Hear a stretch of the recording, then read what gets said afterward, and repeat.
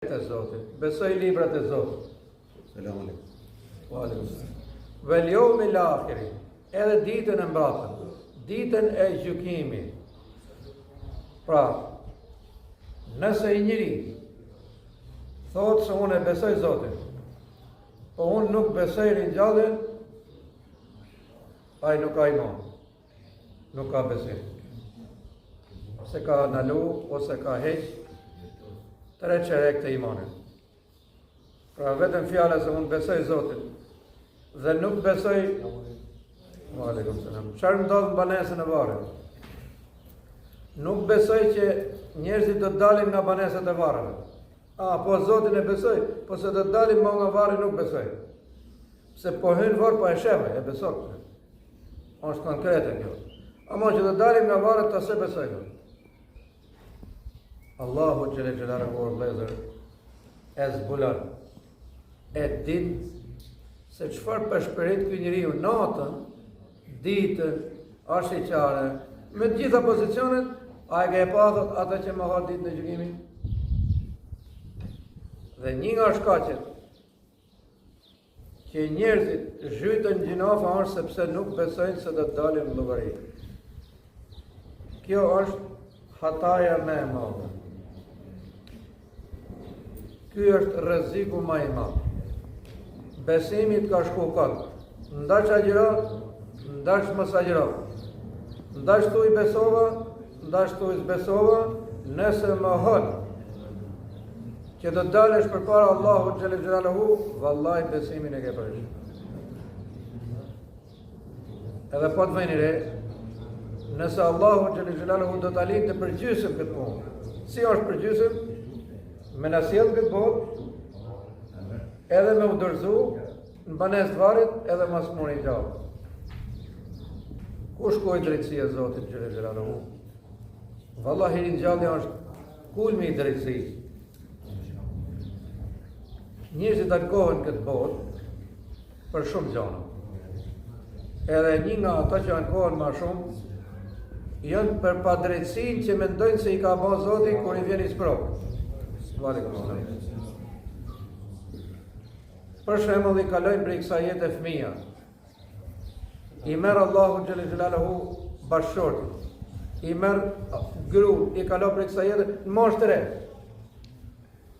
Sa që shkon njeriu deri atje, edhe thot, po të kishte Zot, nuk ma kishte marrë. Ky është tamam ai njeriu mos besimtar, që e deklaron me gojën e vet. Pra ne duhet shumë kujdes. Se diku kemi ngjuar ka herë edhe në një që vjen xhami, po, do vdesin, po, atë s'ka gjë. Jo vëllai. Mos haskot. Pashallah. Pra, wa bil yawmil akhir. Pra, besojmë edhe ditën e fundit, ditën e gjykimit, ditën e llogarisë, ditën e daljes përpara Zotit xhelle xhelaluhu. Nëse të se bën, se beson, o ku ta di mërhosh të shetë si do jetë, si do ndodhi, këta janë probleme tjera. Këta ne i kuptojmë dhe i besojmë të më thënë tamam kur t'i provojmë vetë atje. Ama këtu, teorikisht, pa hymë banesë varrit, do të besojsh që banesë varrit je në mënyrë të përkohshme. Nuk je për herë. Këto do ta kesh me 100% dhe pa asë një lloj dyshimi. A e dini sa ato të hershmit e Mekës ishin shumë batakçi në besim. Shumë hileqar në besim. A besoni? Besojnë bërë. Po do japim llogari? Ja. Po hynë në banesë varrit s'ka më. A e dini se këtë lloj besimi e ka shumica e njerëzve? Është i pavlefshëm. Me rrezu pikën e ringjalljes, lene fare. Mos u lodhish. Futi gjumë, e ha bukë, se besimi jot nuk ka as i vlerë.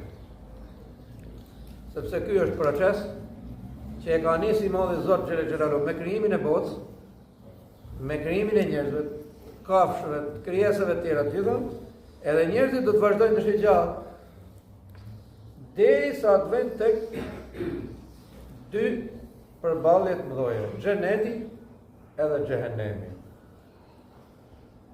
Pra del nga banesa e varrit. Siç ke dalë prej barkut Noës dhe ke ardhur këtë botë, del nga banesa e varrit. Allahu Xhelel Xhelalu thotë, gjithë do t'i të bëjmë, do t'i mbledhim.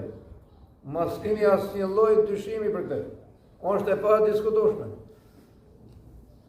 Po prap na zbulon dhe ja zbulon dhe pejgamberi sallallahu alaihi wasallam i thotë: "Ara'ayta alladhi yukaththibu bid-din." A e ke pa atë thotë që më hon ditën e gjykimit?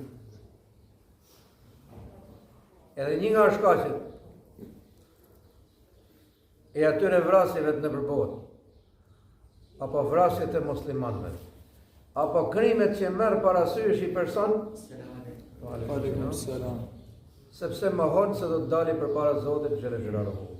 Shumica atyre që kryjnë gjinohat të mëdha, që kanë një njohuri të përgjithshme për Zotin. Kanë një njohuri të përgjithshme. Mirë po Allahu Xhelel Xhelalu këto njohuri të përgjithshme i anullojnë me librin e Zotit, me Kur'anin. Tha ju i devijut, librat e përparshëm. Ju i përgënjeshtruat ata pejgamberët e përparshëm. Atëherë thot, vazhdoni dhe ndiqni. Aleikum selam. Sepse do ta mbëll thot me Muhamedit sallallahu alaihi wasallam. Do ta mbëll. Edhe tash do të keni librin e fundit të Kur'anit, që i ka përmbledhur edhe ato librat e tjerë, edhe mos keni asnjë pikë dyshimi, ai nuk flet nga vetja, çdo gjë thot e ka zbrit Zoti Xhelel Xhelalu. Prandaj mos devijoni. Let flutëroj besimi atij njeriu në përcjell.